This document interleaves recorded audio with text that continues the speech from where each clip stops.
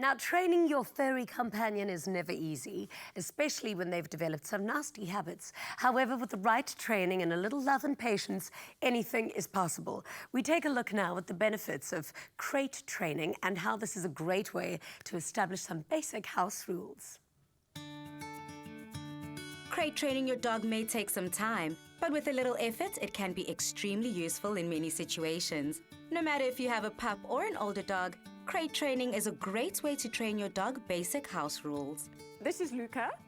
Luca is about 4.5 years. We've had him for about 3 years.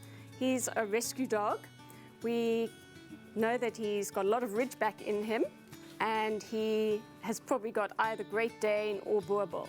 And we rescued him from the Animal Anti-Cruelty League. He had actually been knocked over by a car, had a broken back, and after about a month of being put in a trolley, they wheeled him to the Animal Anti-Cruelty League, and they wanted to put him to sleep.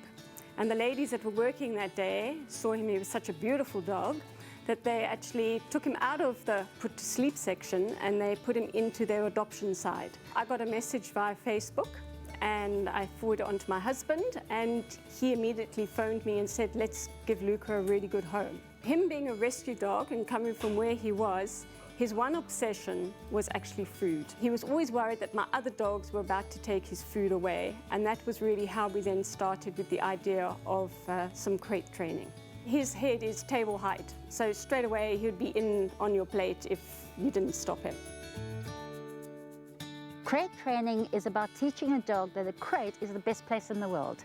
It is a safe place, a happy place. It is the place the dog ideally will choose to want to be there regardless. The crate can help you teach your teenager to, when they're in the house, they're calm. You're positively able to reward that. The crate training for food-aggressive dogs, brilliant. It's a safe place where you can start working with the things that tend to make dogs aggressive, and they can learn safely that there's no need to be aggressive, there is no threat. And essentially it's because if you can end on a positive, you have taught your dog something. If you only ever tug away at the negatives, and you're not going to help the dog understand what is the right thing to do.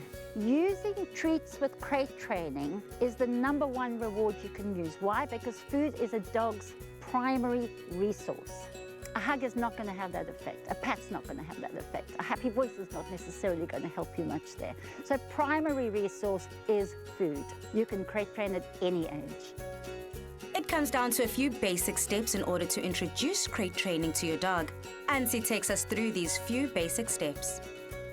Crate training is all about making this crate the best place in the world for the dog, where they choose to go in of their own accord without being asked. How did we get to this place? You'll notice that Luca just lay down very comfy in there.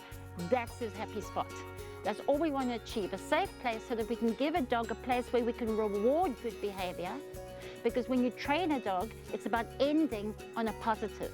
This is Sahara, and Sahara hasn't been crate trained, so to help you understand what the steps were.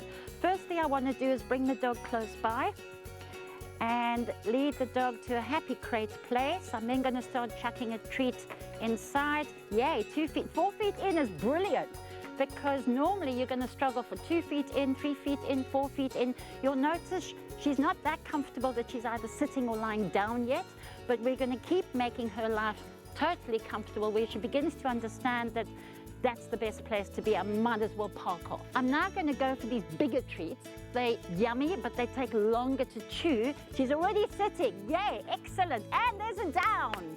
Brilliant. Now what we're going to do is we're going to start making the gaps bigger and bigger between treats. So it might be easiest to start feeding bigger treats so it takes longer. The bigger treats also make the dog inclined to lie down and get stuck into those treats.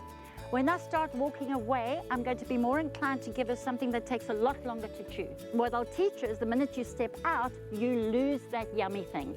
Crate training is brilliant when you're starting house training, as in where to pee and poo, or dissuade your dog to do the bad thing, where it has an opportunity to be rewarded for a behavior that is more preferable than the bad thing they do. So when we got the crate, we actually had it in our kitchen, and Ansi would come, and we got Luca to associate the crate as a happy, safe space for him to actually go to. So he would be in his crate, and a meter away would be my other dogs in their beds eating their bones. And over time, Luca then began to realize that he was quite safe in his crate and that there was no threat with his bones. Nowadays, he just goes into the crate on his own. If we're sitting here having a lunch or dinner, he'll go straight into the crate on his own. And he's a great dog. He's a fabulous dog. In fact, my husband says that's his best dog ever. With a little patience and the right techniques, you can easily introduce the benefits of crate training your furry loved ones. Happy training!